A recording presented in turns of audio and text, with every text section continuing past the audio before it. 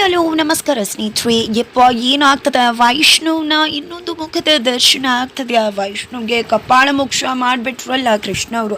ಹಾಗಾದ್ರೆ ಅಪ್ಪನಿಂದ ಕಪಾಳಕ್ಕೆ ಬಾರಿಸ್ಕೊಳ್ಳುವಂಥ ಕೆಲಸ ಏನು ಮಾಡಿಬಿಟ್ಟ ವೈಷ್ಣವ್, ಏನಾಗ್ತದೆ ತಿಳ್ಕೊಬೇಕು ಅಂದರೆ ಈಗಲೇ ನಮ್ಮ ಈ ಚಾನಲ್ನ ಸಬ್ಸ್ಕ್ರೈಬ್ ಮಾಡಿ, ಹಾಗೆ ಒಂದು ವಿಡಿಯೋವನ್ನು ಪೂರ್ತಿಯಾಗಿ ನೋಡಿ.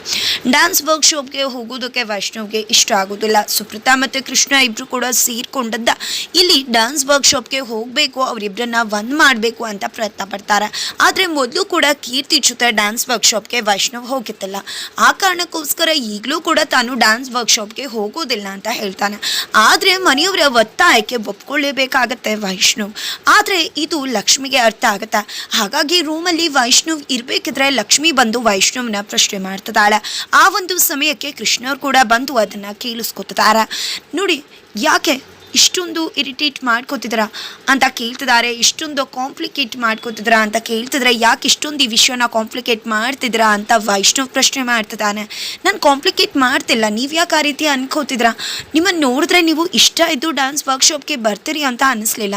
ಮನೆಯವ್ರ ಒತ್ತಾಯಕ್ಕೋಸ್ಕರ ನೀವು ಒಪ್ಕೊಂಡ್ರೇನು ಅಂತ ನಾನು ಗ್ರಹಿಸ್ತಿದ್ದೀನೋ ಅದು ನಿಜಾನೂ ನಂಗೆ ಅರ್ಥ ಆಗ್ತಿಲ್ಲ.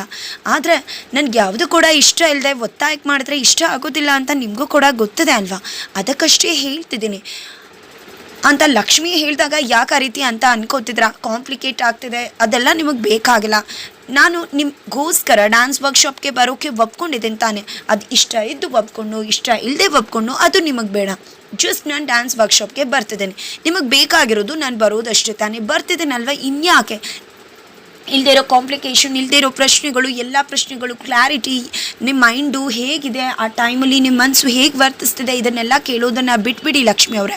ಪ್ರತಿ ಬಾರಿ ನನಗೂ ಕೂಡ ತುಂಬ ಇರಿಟೇಟ್ ಆಗ್ತಿದೆ ಅಂತ ಹೇಳ್ತಿದ್ದಾರೆ ವೈಷ್ಣವ್. ಯಾಕೆ ಇಷ್ಟೊಂದು ಇರಿಟೇಟ್ ಮಾಡ್ಕೋತಿದ್ರಾ ಅಂತ ಲಕ್ಷ್ಮಿ ಕೇಳಿದಕ್ಕೆ, ನೀವು ಇರಿಟೇಟ್ ಮಾಡ್ತಿದ್ರ ಅಲ್ವಾ, ಪ್ರತಿಯೊಂದು ಪ್ರಶ್ನೆಗೂ ಕ್ಲಾರಿಟಿ, ಎಲ್ಲ ಪ್ರಶ್ನೆಗಳಿಗೂ ಉತ್ತರ ಕೊಟ್ಕೊಂಡು ಕೂತ್ಕೊಳ್ಳೋಕ್ಕಾಗೋದಿಲ್ಲ. ಕೆಲವೊಂದು ಪ್ರಶ್ನೆಗಳನ್ನ ಹಾಗೆ ಬಿಡಬೇಕಾಗತ್ತೆ, ಕೆಲವೊಂದು ಪ್ರಶ್ನೆಗಳಿಗೆ ಹಾಗೆ ಉತ್ತರ ಕೂಡ ಸಿಗಬೇಕಾಗತ್ತೆ. ನೀವು ಪ್ರತಿ ಬಾರಿ ಕೂಡ ನಿಮ್ಮ ಮನಸ್ಸಲ್ಲಿಲ್ಲ, ನೀವು ಹಾಗಿದ್ರೆ ಹೀಗಿದ್ರೆ ಅಂದರೆ ನಾನು ಇನ್ನೇನು ಮಾಡೋಕ್ಕಾಗತ್ತೆ ಅಂತ ಜೋರಾಗಿ ಚೀರಾಡ್ತಿದ್ದಾನೆ. ಇದರಿಂದ ಲಕ್ಷ್ಮಿಗೆ ತುಂಬಾ ಮನಸ್ಸಿಗೆ ಹರ್ಟ್ ಆಗಿಬಿಡತ್ತೆ, ಅಳು ಕೂಡ ಬಂದ್ಬಿಡತ್ತೆ. ಅಷ್ಟರಲ್ಲಿ ಈ ಕಡೆ ಕೃಷ್ಣವ್ರು ಬರ್ತಾರೆ. ತಕ್ಷಣ ತನ್ನ ಕಣ್ಣೀರನ್ನು ಒರೆಸ್ಕೊಂಡ್ಬಿಡ್ತಾಳೆ ಲಕ್ಷ್ಮಿ. ವೈಷ್ಣವ್ ಮೆಡಿಕಲ್ ಸ್ಟೋರ್ಗೆ ಹೋಗಬೇಕು, ಬರ್ತೀಯಾ ಅಂದಾಗ ಹಾಂ ಅಪ್ಪ ಬರ್ತೀನಿ ಅಂತ ಹೇಳಿ ವೈಷ್ಣವ್ ಕೃಷ್ಣವ್ರ ಜೊತೆ ಹೋಗ್ತಿದ್ರೆ, ಆಗ ಕಾವೇರಿಯವರು ಎಲ್ಲ ಕರ್ಕೊಂಡು ಹೋಗ್ತಿದ್ರ ಪುಟ್ಟನ ಈ ಉರಿ ಬಿಸಿಲಲ್ಲಿ ಅಂತ ಕೇಳ್ತಿದ್ರೆ. ಟ್ಯಾಬ್ಲೆಟ್ಸ್ ಖಾಲಿ ಆಗಿತ್ತು ಕಾವೇರಿ, ಹಾಗಾಗಿ ಕರ್ಕೊಂಡು ಹೋಗ್ತಿದ್ದೀನಿ ಅಂದಾಗ ಟ್ಯಾಬ್ಲೆಟ್ಸ್ನ ವೈಷ್ಣು ಪುಟಾಣಿ ಎಲ್ಲ ತೊಗೊಂಡು ಬಂದಲ್ವಾ ಅಂದಾಗ, ನನ್ನ ಟ್ಯಾಬ್ಲೆಟ್ಸ್ ಅಂದಾಗ ನೀವು 1 ಮಂತ್ಗೆ ಆಗಷ್ಟು ತೊಗೊಂಡು ಬಂದಿರ್ತೀರ ಅಲ್ವಾ ಅಂತ ಕಾವೇರಿ ಅವ್ರು ಕೇಳ್ತಿದ್ರೆ. 1 ಟ್ಯಾಬ್ಲೆಟ್ ಖಾಲಿ ಆಗಿತ್ತು ಅಂದಾಗ, 1 ಟ್ಯಾಬ್ಲೆಟ್ ಖಾಲಿ ಆದರೆ ಈ ರೀತಿ ಕರ್ಕೊಂಡು ಹೋಗಿ ತೊಗೊಂಡು ಬರಬೇಕಾ?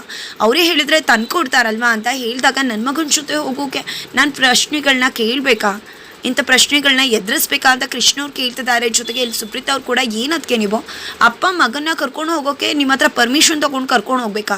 ಯಾಕೆ ಇಷ್ಟೆಲ್ಲ ಪ್ರಶ್ನೆ ಮಾಡ್ತಿದ್ರಾ ನೀವು ಅಂತ ಸುಪ್ರೀತಾ ಅವ್ರು ಕೂಡ ಪ್ರಶ್ನೆ ಮಾಡ್ತಿದ್ದಾರೆ. ಅದಕ್ಕೆ ಕಾವೇರಿ ಅವರು, ಅದು ಹಾಗಲ್ಲ, ಡೈಲಿ ಹೀಟ್ ವೇವ್ ಜಾಸ್ತಿ ಆಗ್ತಿದೆ ಅಂತ ನ್ಯೂಸಲ್ಲಿ ಬರ್ತಿದೆ ಅಲ್ವಾ, ಅದಕ್ಕೋಸ್ಕರ ಹೇಳಿದೆ ಅಷ್ಟೇ ಅಂತ ಹೇಳ್ತಾರೆ. ನಂತರ ಇಲ್ಲಿ ಕೃಷ್ಣ ಅವರು ತಮ್ಮ ಮಗನ ವೈಷ್ಣವನ ಕರ್ಕೊಂಡು ಹೋಗ್ತಾರೆ. ನಂತರ ಸುಪ್ರೀತಾ ಅವ್ರು ಬಂದಿದ್ದೆ, ಯಾಕದಕ್ಕೆ ಪಾಪ ನನ್ನ ಕಲ್ಲನ್ನ ನಾನೇ ಮುರ್ಕೊಂಬಿಟ್ನಲ್ಲ, ಯಾಕಾದರೂ ಮುರ್ಕೊಂಡೆ ಅಂತ ಗಿಲ್ಟ್ ಫೀಲ್ ಆಗ್ತಿದ್ಯಾ? ನೀವು ನಿಮ್ಮ ಮಗನ್ನ ಕಾಪಾಡ್ಕೊಳ್ಳಿ, ನಾನು ನನ್ನ ಸಾಕು ಮಗಳು, ವರ್ಷೆ ಮಗಳು ಲೈಫ್ನ ನೋಡ್ಕೋತೀನಿ ಅಂತ ಹೇಳಿ ಟಾಂಗ್ ಕೊಟ್ಟು ಕಾಲು ಎಳೆದು ಅಲ್ಲಿಂದ ಹೋಗ್ತಾರೆ. ನಂತರ ಇಲ್ಲಿ ವೈಷ್ಣವನ ಕರ್ಕೊಂಡು ಕೃಷ್ಣವರು ಮೆಡಿಕಲ್ ಸ್ಟೋರ್ಗೆ ಹೋಗ್ತಿಲ್ಲ, ಪಾರ್ಕ್ಗೆ ಕರ್ಕೊಂಡು ಬರ್ತಿದ್ದಾರೆ. ಏನಪ್ಪ ಮೆಡಿಕಲ್ ಸ್ಟೋರಿಗೆ ಕರ್ಕೊಂಡು ಹೋಗ್ತೀನಿ ಅಂತ ಹೇಳಿ ಪಾರ್ಕಿಗೆ ಕರ್ಕೊಂಡು ಬರ್ತಿದ್ಯಲ್ಲ ಅಂತ ಕೇಳಿದಕ್ಕೆ, ಮನೇಲಿ ಗೋಡೆಗಳಿಗೂ ಕಿವಿ ಇದೆ, ಒಮ್ಮೆ ಮಾತಾಡಿದ್ರು ಅದು ಎಲ್ರಿಗೂ ಕೇಳಿಸತ್ತೆ. ಅದಕ್ಕೋಸ್ಕರನೇ ನಿನ್ನ ಜೊತೆ ಮಾತಾಡಬೇಕು ಅಂತಾನೆ ಸುಳ್ಳು ಹೇಳಿ ನಿನ್ನನ್ನು ಪಾರ್ಕ್ಗೆ ಕರ್ಕೊಂಡು ಬಂದಿದ್ದು ಅಂತ ಹೇಳ್ತಿದ್ದಾರೆ. ಯಾಕಪ್ಪ ಅಂಥದ್ದೇನು ವಿಷಯ ಅಂತ ವೈಷ್ಣವ್ ಕೇಳಿದಕ್ಕೆ, ಯಾಕಿಷ್ಟು ನಾಟಕ ಮಾಡ್ತಿದ್ಯಾ, ಯಾಕಿಷ್ಟು ಡ್ರಾಮಾ ಮಾಡ್ತಿದ್ಯಾ? ನನ್ನ ಮಗ ನೀತಿವಂತ, ಭಾವನೆಗಳಿಗೆ ಬೆಲೆ ಕೊಡ್ತಾನೆ ಅಂತ ಅಂದ್ಕೊಂಡಿದ್ದೆ. ಆದರೆ ಮತ್ತೊಬ್ಬರ ಭಾವನೆಗಳ ಜೊತೆಗೂ ಕೂಡ, ತನ್ನ ಭಾವನೆಗಳ ಜೊತೆ ಇನ್ನೊಬ್ಬರ ಭಾವನೆಗಳ ಜೊತೆ ಕೂಡ ಆಟ ಆಡ್ತಾನೆ ಅಂತ ನಾನು ಅಂದ್ಕೊಂಡಿರಲಿಲ್ಲ. ನನ್ನ ಮಗನ್ನೇ ನಾನು ಸರಿಯಾಗಿ ಬೆಳೆಸ್ಲಿಲ್ವಾ ಅಂತ ಅನ್ನಿಸ್ತಿದೆ. ಯಾಕಿಂತ ಡ್ರಾಮಾ ಎಲ್ಲ ಮಾಡ್ತಿದ್ಯಾ ಅಂತ ಪ್ರಶ್ನೆ ಮಾಡ್ತಿದ್ದಾರೆ. ಏನಪ್ಪ ಅದು, ಯಾಕೆ ರೀತಿ ಪ್ರಶ್ನೆ ಕೇಳ್ತಿದ್ಯಾ ಅಂತ ವೈಷ್ಣವ್ ಕೇಳ್ತಿದ್ರೆ, ಇನ್ನೇನು ಡ್ಯಾನ್ಸ್ ವರ್ಕ್ಶಾಪ್ಗೆ ಹೋಗೋ ವಿಷಯವಾಗಿ ಲಕ್ಷ್ಮಿ ಜೊತೆ ಯಾಕಷ್ಟು ರೂಢಾಗಿ ಮಾತಾಡ್ತಿದ್ದೆ ಅಂದಾಗ, ಏನಪ್ಪ ಅವ್ರಿಗೋಸ್ಕರನೇ ತಾನೇ ನಾನು ಡ್ಯಾನ್ಸ್ ವರ್ಕ್ಶಾಪ್ಗೆ ಇಷ್ಟ ಇಲ್ಲ ಅಂದರೂ ಹೋಗ್ತೀನಿ ಅಂದಿದ್ದು ಅಂದಾಗ, ಯಾಕೆ ನಿನಗೆ ಡ್ಯಾನ್ಸ್ ವರ್ಕ್ಶಾಪ್ಗೆ ಹೋಗೋಕೆ ಇಷ್ಟ ಇಲ್ಲ ಅಂತ ಪ್ರಶ್ನೆ ಮಾಡ್ತಾರೆ. ನಾನು ಕೀರ್ತಿ ಜೊತೆ ಕೂಡ ಡ್ಯಾನ್ಸ್ ವರ್ಕ್ಶಾಪ್ಗೆ ಹೋಗಿರಲಿಲ್ಲಪ್ಪ, ಅದಕ್ಕೆ ಲಕ್ಷ್ಮಿ ಅವ್ರ ಜೊತೆ ಕೂಡ ಹೋಗಲ್ಲ ಅಂದೆ ಅಂದಾಗ, ಕೀರ್ತಿ ಜೊತೆ ಡ್ಯಾನ್ಸ್ ವರ್ಕ್ಶಾಪ್ಗೆ ಹೋಗಲ್ಲ ಅಂದು ಅವ್ರ ಜೊತೆ ಇಷ್ಟ ಇಲ್ಲದೆ ಹೋಗಬೇಕಲ್ಲ, ನನಗೆ ಅವ್ರ ಜೊತೆ ಡ್ಯಾನ್ಸ್ ಮಾಡೋಕ್ಕೆ ಹೋದರೆ ಅಲ್ಲಿ ಕೀರ್ತಿ ನೆನಪಾಗುತ್ತೆ ಅಂತ ಹೋಗಲ್ಲ ಅಂತ ಹೇಳಿದ್ಯೋ ಅಂತ ಕೃಷ್ಣ ಅವರು ಪ್ರಶ್ನೆ ಮಾಡ್ತಿದ್ರೆ, ಕೀರ್ತಿ ನೆನಪಾಗಬೇಕು ಅಂದರೆ ವರ್ಕ್ಶಾಪ್ಗೆ ಹೋಗಬೇಕಾಗಿಲ್ಲಪ್ಪ, ನಾನು ಮನೇಲೇ ಇದ್ದು ರೂಮಲ್ಲಿ ಕುತ್ಕೊಂಡ್ರು ಕೂಡ ನನಗೆ ಕೀರ್ತಿ ನೆನಪಾಗತ್ತಪ್ಪ, ಅದಕ್ಕೆ ಡ್ಯಾನ್ಸ್ ವರ್ಕ್ಶಾಪ್ಗೆ ಹೋಗಬೇಕು, ಹೊರಗಡೆನೇ ಹೋಗಬೇಕು ಅನ್ನೋದಿಲ್ಲ. ಯಾಕಂದರೆ ನಾನು ಅವಳು ಪ್ರೀತಿ ಮಾಡಿದವಳು, ಜೊತೆಗೆ ನಾನು ಪ್ರೀತಿಸಿದ ಹುಡುಗಿಯಪ್ಪ ಅವಳು ಅಂತ ಕೃಷ್ಣ ಅವ್ರಿಗೆ ವೈಷ್ಣವ್ ಹೇಳ್ತಿದ್ದಾನೆ. ನೋಡು, ನಾನು ಹೇಳ್ತೀನಿ, ನನಗೆ ಅರ್ಥ ಆಗತ್ತಾ, ಇದು ಕ್ವೈಟ್ ಕಾಮನ್. ನೀನು ಕೀರ್ತಿನ ತುಂಬ ಪ್ರೀತಿ ಮಾಡಿದೆ, ಕೀರ್ತಿ ಕೂಡ ತುಂಬ ಪ್ರೀತಿ ಮಾಡಿದ್ಲು, ನೀವಿಬ್ಬರು ಏನೋ ಜಗಳ ಮಾಡ್ಕೊಂಡು ದೂರ ಆದರೆ, ಹಾಗಾಗಿ ಲಕ್ಷ್ಮಿ ನಿನ್ನ ಲೈಫಲ್ಲಿ ಬಂದಳು. ಈಗ ಇಬ್ರಿಗೂ ಕೂಡ ಹರ್ಟ್ ಆಗ್ತದೆ, ಪ್ರೀತಿನ ಬಿಟ್ಟಿರೋದು ಕಷ್ಟ ಆಗ್ತದೆ, ಅದು ಕ್ವೈಟ್ ಕಾಮನ್. ಬಟ್ ನ್ಯಾಚುರಲ್, ನಾನು ಏನು ಮಾಡೋಕ್ಕಾಗಲ್ಲ, ನೀವು ಕೂಡ ಏನು ಮಾಡೋಕ್ಕಾಗಲ್ಲ. ನಿನ್ನ ಜೀವನದಲ್ಲಿ ಲಕ್ಷ್ಮಿ ಬಂದಿದ್ದಾಳೆ, ನಿಮ್ಮಿಬ್ರಿಗೆ ಆಗ್ತಿರೋ ನೋವು ಲಕ್ಷ್ಮಿ ಗೊತ್ತಿಲ್ಲ, ನಿನಗಾಗೋ ನೋವಿಂದಾಗಿ ಲಕ್ಷ್ಮಿಗೆ ನೋವು ಕೊಟ್ಟರೆ ಏನು ಅರ್ಥ ಇದೆ. ಜೊತೆಗೆ ಲಕ್ಷ್ಮಿ ಇದ್ದಾಳಲ್ವ, ಅವಳು ಸಂಸಾರ ಕಟ್ಟಬೇಕು, ಮಕ್ಕಳು ಮರಿ ಅನ್ನೋ ಎಷ್ಟು ಆಸೆ ಕನಸುಗಳನ್ನ ಹೊತ್ಕೊಂಡು ಬಂದಿದ್ದಾಳೆ. ಅವಳು ಮುಂದೆ ಈ ರೀತಿ ನಾಟಕ ಮಾಡಿಕೊಂಡು ತೋರಿಕೆ ಪ್ರೀತಿ ಕೊಡ್ತಿದ್ಯಲ್ಲ, ಅವಳಿಗೆ ಅರ್ಥ ಆದರೆ ಏನಾಗುತ್ತೆ ಅಂತ ಗೊತ್ತಿದ್ಯಾ, ಊಹಿಸಿದ್ಯಾ ನೀನು ಅಂತ ಪ್ರಶ್ನೆ ಮಾಡ್ತಿದ್ರೆ, ಇಲ್ಲಪ್ಪ ನಾನು ತೋರಿಕೆ ಪ್ರೀತಿ ಕೊಡ್ತಿಲ್ಲ, ನನಗೆ ಎಷ್ಟು ಕಷ್ಟ ಆದರೂ ಪರವಾಗಿಲ್ಲ, ಆದರೆ ಲಕ್ಷ್ಮಿಯವ್ರನ್ನ ಖುಷಿಯಾಗಿಡಬೇಕು ಅಂತ ಅವ್ರಿಗೋಸ್ಕರ ನಾನು ಏನು ಬೇಕಿದ್ರೂ ಮಾಡೋಕೆ ರೆಡಿ ಇದ್ದೀನಿ ಅಂತ ತಕ್ಷಣ ಕಪ್ಪಾಳಕ್ಕೊಂದು ಬಾರಿಸ್ತಾರೆ ಕೃಷ್ಣ ಅವರು. ಯಾಕಪ್ಪ, ನಾನು ನಿಜಾನೇ ಹೇಳ್ತಿರೋದಪ್ಪ, ಅವ್ರಿಗೋಸ್ಕರ ನನ್ನ ಕಷ್ಟ ಆದರೂ ಪರವಾಗಿಲ್ಲಪ್ಪ ಅಂದಾಗ, ನೋಡು ವೈಷ್ಣವ್, ನಿನಗೆ ಕಷ್ಟ ಆದರೂ ಪರವಾಗಿಲ್ಲ ಅಂತ ನೀನು ಅವಳಿಗೆ ಪ್ರೀತಿ ಕೊಡ್ತಿದ್ಯಾ ಅಂತ ನಾನು ನಂಬೋದಿಲ್ಲ. ಅವಳು ತುಂಬಾ ಭಾವನಾಜೀವಿ, ಭಾವನೆಗಳನ್ನ ತುಂಬ ಬೇಗ ಗ್ರಹಿಸ್ತಾಳೆ. ನಾನು ನೋಡಿದ ಮಟ್ಟಿಗೆ ಅವಳು ನೀನು ತೋರಿಕೆ ಪ್ರೀತಿನ ನಿಜ ಅಂದ್ಕೊಂಡು ಅವಳು ಜೀವಕ್ಕಿಂತ ಹೆಚ್ಚಾಗಿ ನಿನ್ನ ಪ್ರೀತಿ ಮಾಡ್ತಿದ್ದಾಳೆ. ಅವಳು ತಪ್ಪೇನೂ ಇಲ್ಲ. ಅವಳು ಅನುಕಂಪ ಪ್ರೀತಿನ, ಸಹಾನುಭೂತಿನ ಖಂಡಿತ ಅವಳು ಅದನ್ನು ಅಕ್ಸೆಪ್ಟ್ ಮಾಡ್ಕೊಳ್ಳೋದಿಲ್ಲ, ನನಗೆ ಗೊತ್ತಿರೋ ಪ್ರಕಾರ ಅಂತ ಹೇಳಿದಾಗ, ವೈಷ್ಣವ್ಗೆ ಲಕ್ಷ್ಮಿ ಅವತ್ತು ಇದು ಸಹಾನುಭೂತಿನ, ಅದು ಜೀವನದಲ್ಲಿ ಒಪ್ಕೊಂಡು ಹೋಗಬೇಕಾಗಿರೋದ ಅಂತ ಪ್ರಶ್ನೆ ಮಾಡಿದ್ದು ಮದುವೆ ದಿನ. ಸಹಾನುಭೂತಿಗೆ ಜಸ್ಟ್ ದುಡ್ಡು ಕೊಡ್ಬೋದು, ಆದರೆ ಯಾರೂ ಜೀವನ ಹಂಚ್ಕೊಳ್ಳಲ್ಲ ಅಂತ ವೈಷ್ಣವ್ ಹೇಳಿದ್ದು ಎಲ್ಲವೂ ಕೂಡ ನೆನಪಾಗುತ್ತೆ. ಜೊತೆಗೆ ಇಷ್ಟ ಇಲ್ಲದೆ ಕಷ್ಟಪಟ್ಟು ಮಾಡೋದು ನಂಗೆ ಇಷ್ಟ ಇಲ್ಲ ಅಂತ ಹೇಳಿದ ಮಾತುಗಳು ಕೂಡ ವೈಷ್ಣವ್ಗೆ ನೆನಪಾಗುತ್ತೆ. ಜೊತೆಗೆ ಇಲ್ಲಿ ಕೃಷ್ಣವರು, ನೋಡು ವೈಷ್ಣವ್, ನೀನು ಏನೇ ಮಾಡ್ತಿದ್ರು ಲಕ್ಷ್ಮಿಗೋಸ್ಕರ ಅಂತ ನೀನು ಅನ್ಕೋತಿದ್ಯಾ, ಆದರೆ ಅದು ನಿನಗೋಸ್ಕರ. ಯಾಕೆ ಹೇಳು, ನೀನು ಕೀರ್ತಿನ ಪ್ರೀತಿ ಮಾಡುತ್ತೆ, ಅದರಿಂದ ಆಚೆ ಬರಬೇಕಾಗಿದೆ, ಆದರೆ ನಿನ್ನಿಂದ ಆಚೆ ಬರೋಕ್ಕಾಗ್ತಿಲ್ಲ.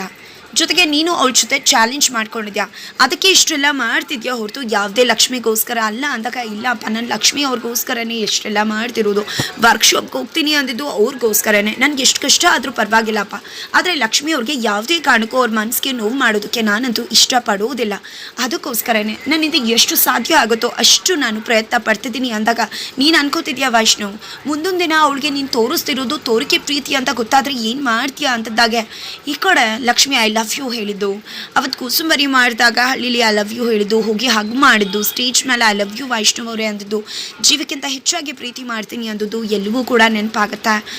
ಈಗೇನು ಅವಳು ಸುಮ್ಮನಿದ್ದಾಳೆ, ಈಗ ಪ್ರೀತಿ ಶುರುವಾಗಿದೆ, ಅದು ಗಾಢ ಆಗ್ತಾ ಆಗ್ತಾ ಅವಳು ಗೊತ್ತಾಗತ್ತೆ ಇದು ತೋರಿಕೆ ಪ್ರೀತಿನ ಮನಸ್ಸಿಂದ ಬರ್ತಿರೋದಾ ಅಂತ.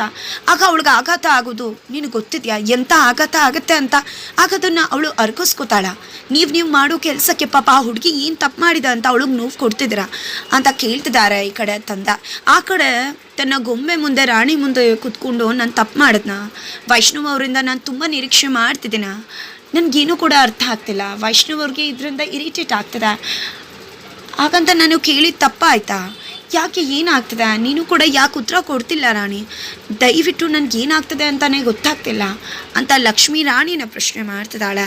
ಹಾಗಿದ್ರೆ ಏನಪ್ಪ ಆಗತ್ತೆ, ಇಲ್ಲಿ ವೈಷ್ಣವ್ ಲಕ್ಷ್ಮಿಗೆ ಹರ್ಟ್ ಆಗಬಾರ್ದು ಅಂತ ವರ್ಕ್ಶಾಪ್ಗೆ ಹೋಗೋಕ್ಕೆ ಒಪ್ಕೊಂಡ್ರು, ಆದರೆ ಇಲ್ಲಿ ಇರಿಟೇಟ್ ಮಾಡ್ಕೊತಿದ್ದಾರೆ, ಕಷ್ಟಪಡ್ತಿದ್ದಾರೆ, ತುಂಬ ಕಷ್ಟಪಟ್ಕೊಂಡು ಲಕ್ಷ್ಮಿಗೆ ಹರ್ಟ್ ಆಗಬಾರ್ದು ಅಂತ ತನಗೆ ಎಷ್ಟೇ ನೋವಾದರೂ ಅದನ್ನು ನುಂಗ್ಕೊಂಡು ನಾಟಕ ಮಾಡ್ತಿದ್ದಾರೆ. ಆ ಒಂದು ನಾಟಕ ಬಯಲಾಗ್ಬಿಟ್ರೆ, ಲಕ್ಷ್ಮಿ ಮನ್ಸ್ಗೆ ಹರ್ಟ್ ಆಗಿಬಿಟ್ರೆ ಅನ್ನೋದು ವೈಷ್ಣವ್ ತಂದೆ ಕೃಷ್ಣವರ ಕಾಳಜಿ ಆಗಿದೆ.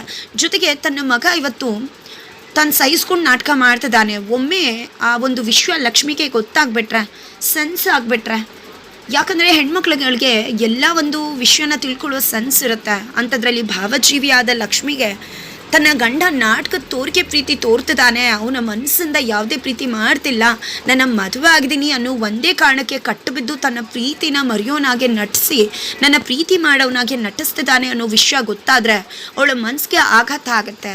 ಏನಾಗ್ಬೋದು ತನ್ನ ಮಗ ಮತ್ತು ಸೊಸೆ ಬದುಕು ಅನ್ನೋದನ್ನು ಯೋಚನೆ ಮಾಡಿ ಈ ರೀತಿ ಮಾತಾಡ್ತಿದ್ದಾರೆ.